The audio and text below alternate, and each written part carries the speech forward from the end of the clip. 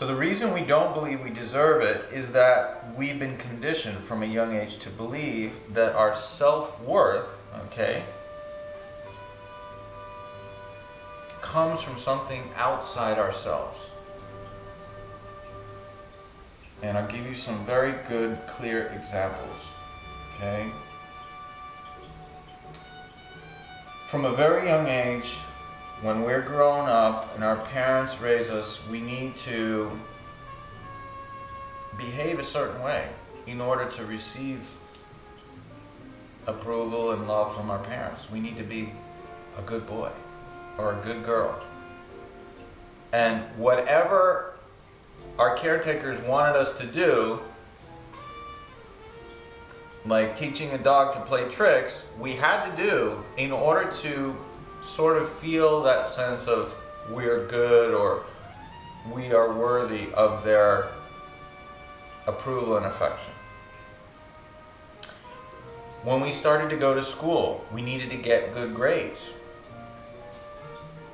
or we needed to be good in sports, or we needed to be good at whatever.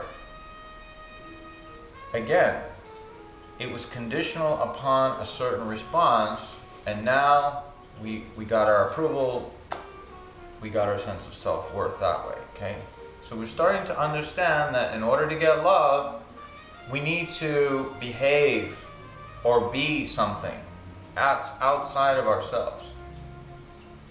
And again, when it's time to go to graduate from high school, or even the pressures during, peer pressure at a very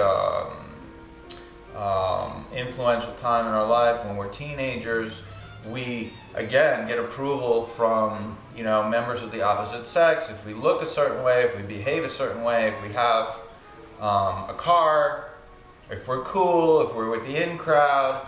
We go to college, okay, we need to get into a good college, otherwise we are not as good as the person, who's in a really good Ivy League school and so forth. And so we can start to see, from parent to child, there's all these societal type of influences and programs that we have bought into, that our parents have bought into and have influenced us with. And then, of course, in adult society, it's the same thing because, it's about your credentials and do you have a degree? And, what title do you have? What echelon of society do you belong to? Are you rich or poor? Are you pretty or ugly? You see what I'm saying? So one major source of conditioning in terms of worthiness and understanding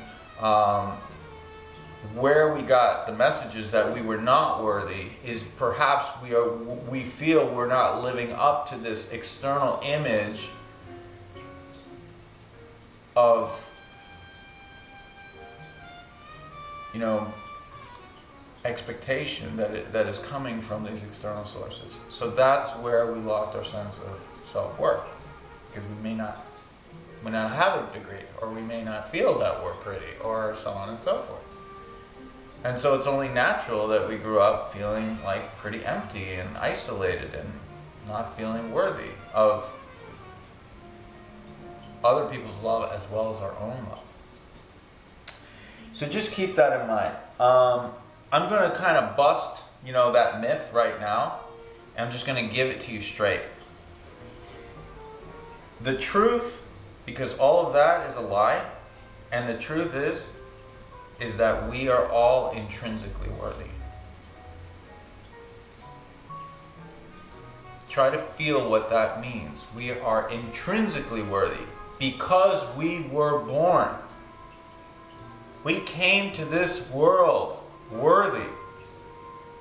Not because of any social structure, or any family, or any title, or any grades in school, or how we look, or how... We came as a divine essence. And because of that, we are intrinsically worthy. We are born worthy. We are born with divinity in ourselves. We are born loving ourselves, actually. It is only through this learning and conditioning that we started to separate from the self-love and started understanding that, oh, unless we do this, we shouldn't love ourselves. Unless we do this,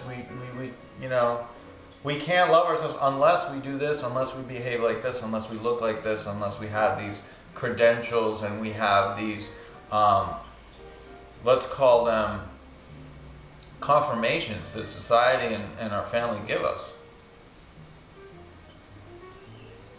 All of that is bullshit. What's the truth? We are intrinsically worthy, each and every one of us, just for being. Just for being. Or you could say just for being who we are. Just for being.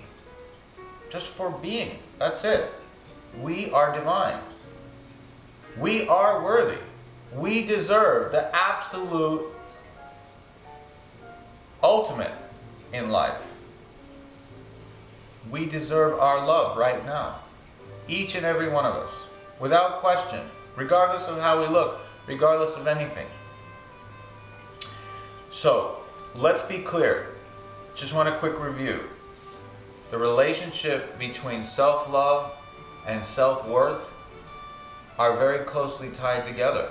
And unless we feel a sense of high self-worth, we don't feel encouraged to love ourselves. And the messages that most of us grew up with in society are telling us we can't feel self-worth unless we have X and Y and Z. And I know this was true for me.